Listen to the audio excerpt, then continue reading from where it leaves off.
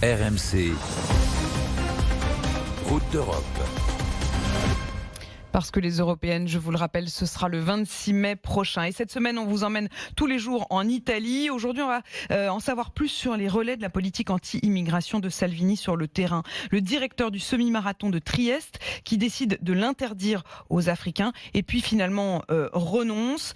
On se penche ce matin sur la xénophobie en Italie, particulièrement répandue dans cette région de l'Europe. Reportage à Trieste d'Anaïs Buiccia et de Pierrick Bonneau.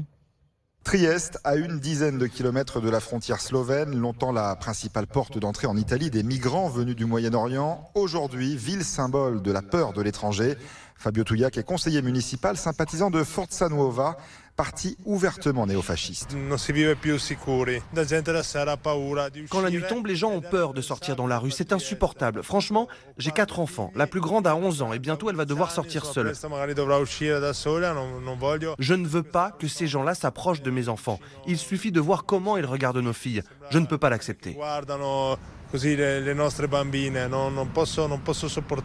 Selon Nadia, l'arrivée au pouvoir l'an dernier d'un gouvernement populiste a légitimé les pensées xénophobes en Italie. Cette jeune femme vit à Trieste depuis 10 ans. Il y a vraiment de plus en plus de mouvements politiques qui ont un discours raciste et fasciste dans cette ville. En fait, on est en train de banaliser ces opinions. Résultat, on assiste à une chasse à l'homme, surtout à la frontière. Mais je ne comprends pas, cette ville ne peut pas être raciste. C'est une ville merveilleuse.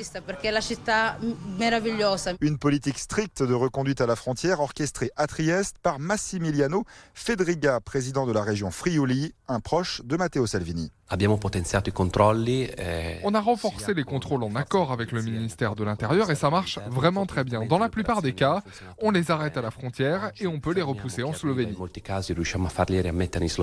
Fin 2018, Matteo Salvini se targuait d'avoir divisé par 5 l'afflux de migrants en Italie depuis son arrivée au gouvernement.